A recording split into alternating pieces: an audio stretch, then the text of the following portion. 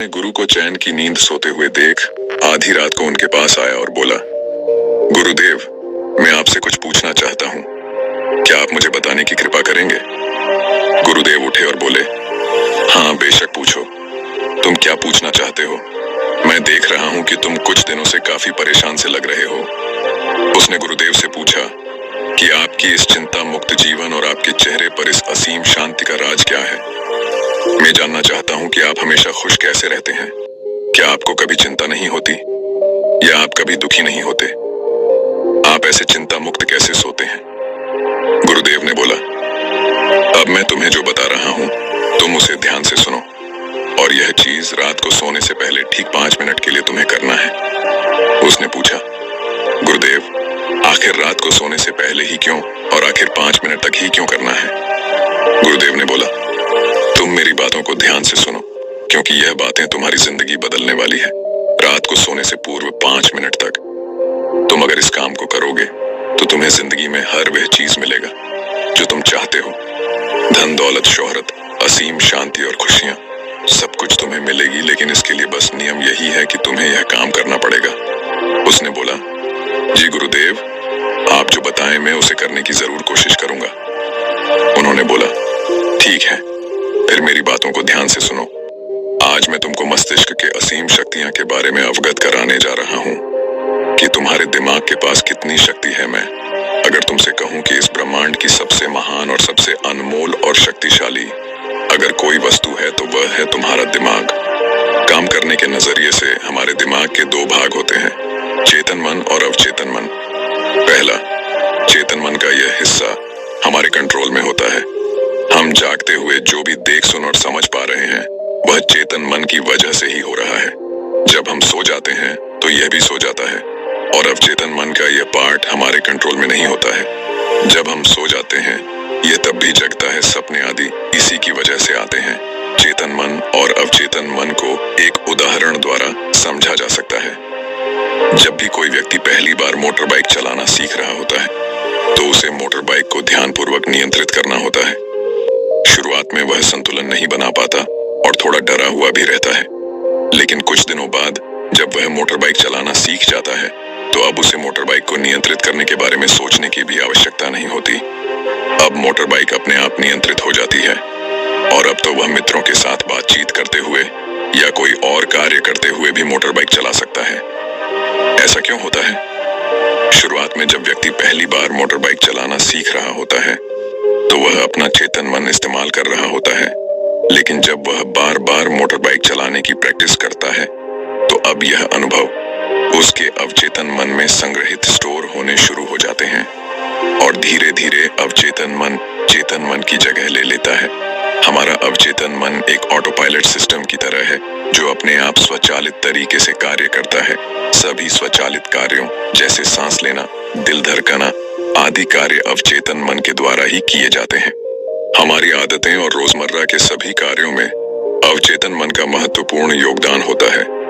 हमारे हर एक विचार का हमारे अवचेतन मन पर महत्वपूर्ण प्रभाव पड़ता है, या ये कह सकते हैं कि हम जो कुछ भी सोचते हैं या करते हैं उससे हमारे अवचेतन मन की प्रोग्रामिंग होती जाती है, और फिर बाद में धीरे धीरे अवचेतन मन उस कार्य को नियंत्रित करने लगता है। हमारी आदतों और धारणाओं का निर्माण भी ऐसे ही होता है, और बाद में वह आदत स्वचालित रूप से अवचेतन मन के द्वारा नियंत्रित होती है।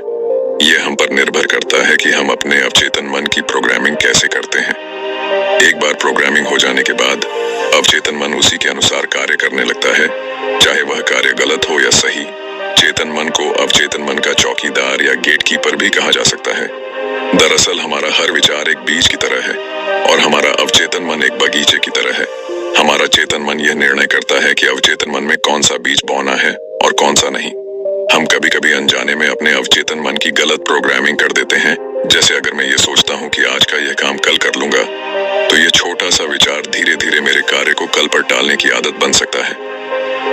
इतना सब सुनकर उसने गुरुजी से पूछा, लेकिन इसका नींद से क्या तात्पर्य है, और सोने से पहले 5 मिनट तक हमें क्या करना है, और चिंता मुक्त जीवन का रहस्य क्या है, आप वह हमें बताइए। गुरुदेव ने बोला, हर चीज को सीखने की जल्दी अक्सर इंसान को गलत जानकारी देती है। वह गलत जानकारी किसी काम की नहीं होती। इसीलिए सब्र और धैर्य के साथ बातों को सुनने की आदत डालो। गुरुदेव ने बोला, क्या तुमको पता है कि चेतन मस्तिष्क हमारे ब्रेन पावर का सिर्फ 5% इस्तेमाल करता है? यही दूसरी तरफ आपकी फीलिंग और बिलीफ सिस्टम, यादें, अनुभव और भी बहुत सारी चीज जो स्वतः चलती है, जैसे सांस लेना, पल के झुकना, हृदय की धड़कन महसूस करना, ये सभी चीज आपका अवचेतन मन कंट्रोल करता है। ये आपकी ब्रेन पावर का 95% इस्तेमाल करता है। आपके अवचेतन मस्तिष्क की प्रोसेसिंग पावर लगभग 40 मिलियन बिट्स पर सेकंड होता है, यानी कि अवचेतन मन से लाखों गुना ज्यादा है। अवचेतन मन के पास इतनी क्षमता है कि ब्रह्मांड की अनंत संभावनाओं को बड़ी आसानी से सच कर सकता है। जिंदगी में एक बात हमेशा याद रखो, तुम जो भी हो, जैसे भी हो, अपनी सोच की वजह से हो। तुम अपने दिमाग को जैसी बातें बताते हो, जैसी चीजें दिखाते हो और जैसी बातें सोचते हो, वैसे तुम बन जाते हो और वैसे ही तुम्हारी जिंदगी होती है। और तुम्हारे मन का सुकून, शांति, सब कुछ मिलता है और सब कुछ खो भी जाता है। इसीलिए खुद को सही दिशा देना जरूरी है। क्या तुमने कभी ऐसा अनुभव किया है कि जब तुम सोते हो तब तुम ऐसे घटना के बारे में सपना देखते हो जिससे आप सोने से चंद मिनट पहले सोचा था या बोला, देखा या सुना होगा? अगर आपके साथ ऐसा कुछ अनुभव हुआ है, उसने बोला, हाँ गुरुजी, सोने से पहले जब हम आधा सोए आधा जागे हुए अवस्था में होते हैं, तब हम तैयार होते हैं अपने अवचेतन मन में उन विचारों को डालने के लिए जिसे हम अपने जीवन में प्रदर्शित करना चाहते हैं। तब तुम जो भी सोचोगे, जो भी मन में विचार लाओगे और जिन विचारों के साथ तुम रात को सोने की कोशिश करोगे, वह सारी चीजें को तुम्हारा दिमाग साकार करने की कोशिश करेगा। इसीलिए सोने से पहले अच्छी चीजों के बारे में सोचो, अच्छी चीजों के बारे में जिसके लिए हम सपना देख रहे हैं, जिसे हम पूरा करना चाहते हैं, उससे रिलेटेड पॉजिटिव विचार आप इसी समय में अपने अवचेतन मन में डायरेक्ट डाल सकते हैं। इसके लिए 2 तरीके हैं। सबसे पहले तरीका है, तुम सोने से पहले सिर्फ इन चीजों के बारे में सोचो जो तुम्हें सुकून दे, जो शांति दे, जिससे तुम्हारा मन हल्का हो। आंख बंद करके तुम ये सोचो, आज का पूरा दिन बिताकर मैं हमेशा की तरह ये आज के आखिरी 10 मिनट खुद को दे रहा हूँ। मैं सबसे पहले उनको माफ करता हूँ जिन्होंने आज मुझ पर गुस्सा किया। मैं उन सबको माफ करता हूँ जो बदल गए। मैं उन सब उम्मीदों को खुद से अलग करता हूँ जो किसी और इंसान पर टिकी है। मैं पास्ट की सभी बुरी आदतों को छोड़ता हूँ। इस दुनिया में हर कोई इंसान ही है और इंसानों से गलतियां हो जाती हैं, इसलिए मुझसे भी गलतियां हो जाती हैं। गलती होना एकदम नेचुरल है। मेरे पास आज जो कुछ भी है वह काफी है। मैं हर दिन खुद के और करीब आता जा रहा हूँ। किसी की बुराई करना, किसी के बिहेवियर को जज करना, किसी के लाइफ को जज करना, खुद को या दूसरों को दोष देना, दुखी रहना या रोते रहना, ये आदतें मुझसे बहुत दूर है। हाँ, मैं ऐसा ही हूँ। मैं जानता हूँ कि किसी बुरी से बुरी चीज से भी मुझे क्या सीखना है। मैं आजकल अपनी मंजिल को पाने के लिए पूरे जीवन से मेहनत कर रहा हूँ। मुझे अपने आप में गर्व है। मैं वह सब करके दिखाता हूँ जो मैं करना चाहता हूँ। मैं अच्छा हूँ, सुंदर हूँ और सबसे ज्यादा खुद पर विश्वास करता हूँ। मैं आज की गलती के लिए खुद को भी माफ करता हूँ। मैं अपनी सभी बुरे कामों के लिए भी खुद को माफ करता हूँ। मेरे पास आज जो कुछ भी है वह काफी है। मैं हर दिन खुद के और करीब आता जा रहा हूँ। किसी की बुराई करना, किसी के बिहेवियर को जज करना, किसी के लाइफ को जज करना, खुद को या दूसरों को दोष देना, दुखी रहना या रोते रहना, यह आदतें मुझसे बहुत दूर है। हाँ, मैं ऐसा ही हूँ। मैं जानता हूँ कि किसी बुरी से बुरी चीज से भी मुझे क्या सीखना है। मैं आजकल अपनी मन को पाने के लिए पूरे जीवन से मेहनत कर रहा हूँ।